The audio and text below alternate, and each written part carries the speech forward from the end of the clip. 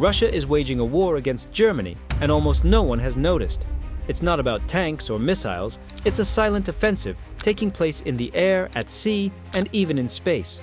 Russian aircraft harass NATO ships, satellites shift orbit to spy, and undersea cables are being sabotaged. But the most alarming part is the pattern that's emerging, one that resembles the early stages of an invasion.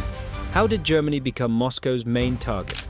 This silent offensive has started to leave very audible traces. In recent weeks, Moscow has moved from espionage to something far more dangerous: direct provocations. And none of them appear to have been accidental. On September 25th, during a joint NATO exercise in the Baltic Sea, the German frigate Hamburg was sailing in an air defense formation when the unexpected happened. From the north, 2 Russian aircraft appeared on radar, and within seconds they were flying over the ship at less than 300 meters of altitude. This wasn't a navigation error. The aircraft made 3 consecutive passes, so low that the roar of their engines shook the ship's communication antennas and deck sensors. Defense Minister Boris Pistorius called the act a clear and deliberate provocation, a calculated move meant to intimidate, to remind Germany that Moscow still sets the tempo in the Baltic. And, in a way, it worked. For the first time in months, NATO switched all its sensors to combat mode, assessing the situation as an attempt to measure the alliance's reaction time. Days later, 3 Russian MiG-31 fighters crossed into Estonian airspace and stayed there for 12 minutes, an absurd amount of time for a so-called accidental incursion. The pattern is always the same. The jets enter, provoke, and retreat as soon as NATO fighters scramble to intercept. Each of these violations serves to collect data on response frequency, flight corridors, and even the behavior of air defense radars. It's a kind of laboratory warfare, where Moscow tests limits, maps weaknesses, and observes how the West reacts, all without firing a single shot. And the most alarming part is that this posture extends to the sea as well. During a surveillance mission in the Baltic, a German helicopter was suddenly targeted by flares launched from a Russian warship. The attack caused no damage, but was enough to force an evasive maneuver and abort the operation. The incident was kept secret, away from the press, to avoid escalation. But within the armed forces, the message was clear. Russia has no interest in maintaining peace. These coordinated actions reveal an increasingly dangerous pattern, a chain of provocations designed not just to intimidate, but to test something greater: Germany's readiness for a war that, perhaps, has already begun.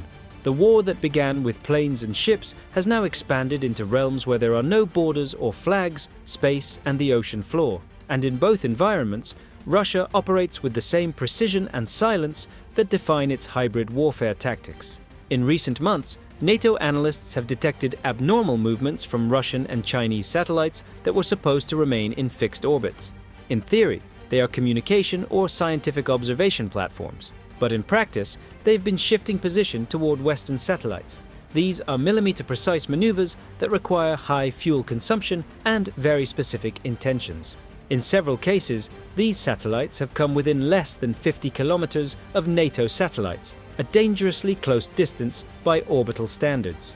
The goal is espionage: to capture transmissions, intercept military communications, and even analyze the electromagnetic signatures of Allied equipment. But the threat goes beyond observation. These so-called orbital inspectors are equipped with robotic arms and interference modules capable of blinding, jamming, or even damaging enemy satellites.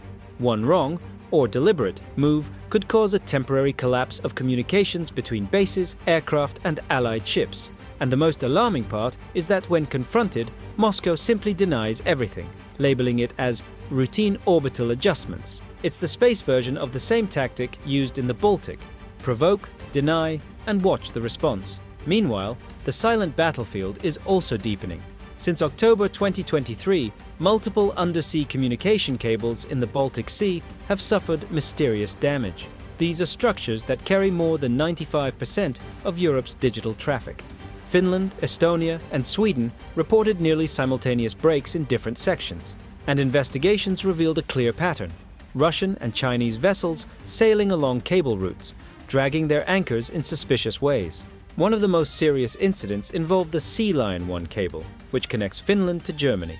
It was partially severed on the seabed, disrupting part of the telecommunications between the two countries and forcing NATO to reroute traffic through alternative networks. At first, the damage seemed accidental, until satellite imagery showed a Russian support ship in the area just hours before the break, conducting so-called survey maneuvers. Moscow refused all requests for an investigation. These discreet attacks are part of a strategy that blends espionage with sabotage. Together, space and the sea are becoming Russia's new battlefields, but this time, Germany can no longer afford to just watch, because the next move may not come from the sky, nor from the depths. For years, Germany was seen by Moscow as a predictable partner, an economic powerhouse dependent on Russian gas and cautious in military affairs. But that relationship collapsed overnight. What was once cooperation turned into confrontation. And that's exactly why Berlin has become Russia's new target. Before the war in Ukraine, more than 55% of Germany's natural gas came from Russia. The country had built its entire industrial foundation on that energy dependence. The Nord Stream 1 and 2 pipelines were the symbols of that partnership, cheap energy in exchange for political influence. But in February 2022, everything changed. The invasion of Ukraine was the spark that turned a relationship of convenience into a war of principles. When Russian tanks crossed the border, Germany realized it wasn't just facing an energy crisis, it was trapped in a geopolitical ambush. Moscow was no longer a supplier, it was a threat. 3 days after the invasion began, Chancellor Olaf Scholz delivered a historic speech before the German parliament and announced what he called the Zeitenwende. A special fund of 100 billion euros was created to modernize the armed forces, and Berlin committed to spending at least 2% of its GDP on defense, finally meeting a long-standing NATO demand that had been ignored for decades. It was a complete break from the country's post-war pacifist past. For the first time since 1945, Germany placed defense and military power at the core of its foreign policy. That decision was received in Moscow as both an economic and symbolic declaration of war, because the Zeitenwende wasn't just about tanks and budgets. It was about Germany's return as a strategic actor in Europe, and that shatters the central pillar of Russia's narrative, the idea that the West is divided and weak. Since then, Berlin has taken on a role that not long ago seemed unthinkable. It has become the backbone of Europe's resistance against Russian aggression. It was Germany that led the push to coordinate sanctions within the European Union and pressured other nations to cut their energy ties with Moscow. Militarily, the shift was even greater. The government authorized the delivery of Leopard 2 tanks, Iris-T SLM air defense systems, and advanced ammunition, weapons that had previously been banned from export to conflict zones. That change marked the end of decades of armed neutrality. The country that once hesitated even to send helmets to allies is now one of Ukraine's biggest military suppliers and financial supporters. And for the Kremlin, that is intolerable, because it means the economic heart of Europe is helping sustain Ukraine's war effort. Behind Russia's provocations and acts of sabotage lies a clear message: punish Germany for changing sides. Moscow wants to remind Berlin that every historic turning point comes with a price, and that price may be paid not only in energy but in security. Moscow's strategy is turning against itself. What began as a shadow war meant to intimidate Europe is now producing the exact opposite effect. Every provocation, every act of sabotage, every air incursion only pushes Germany and its allies to accelerate the one thing Vladimir Putin most wanted to avoid: the full rearmament of NATO. Russia bet on fear. It wanted to project strength, chaos, and unpredictability to divide the West and slow Europe's response. But the result has been the reverse. Today, the German parliament approves massive new defense packages with barely any opposition. The country's once dormant military industry is now running at wartime pace.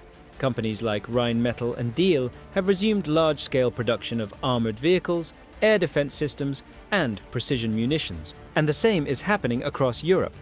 Poland is buying F-35 fighters and Abrams tanks. Finland and Sweden have joined NATO.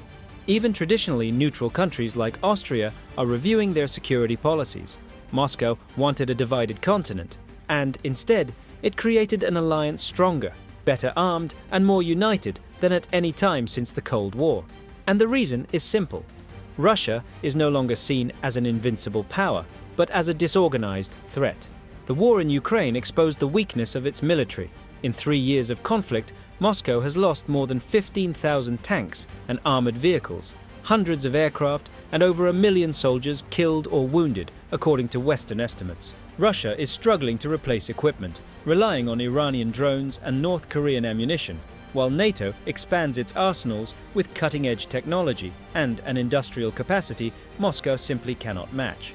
In raw numbers, the disparity is overwhelming. The combined GDP of NATO countries is more than 15 times that of Russia.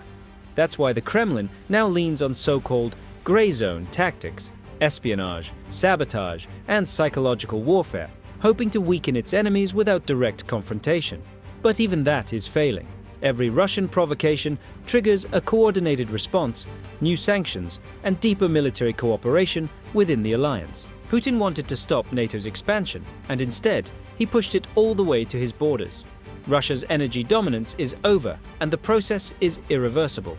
Germany has already diversified its gas supplies and is heavily investing in renewable energy and permanent military infrastructure. The Zeitenwende was a long-term strategic reset. Even if a new government someday rises in Moscow, Europe will never return to the old model, nor will it ever again trust the illusion of Russian stability.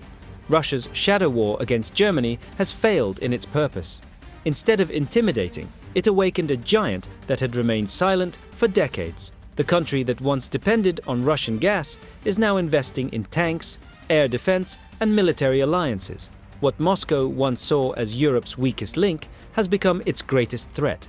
Every provocation, every act of sabotage, every border violation only reinforces the conviction in Berlin and across NATO that the time for complacency is over. Europe's rearmament has already begun, and it is irreversible.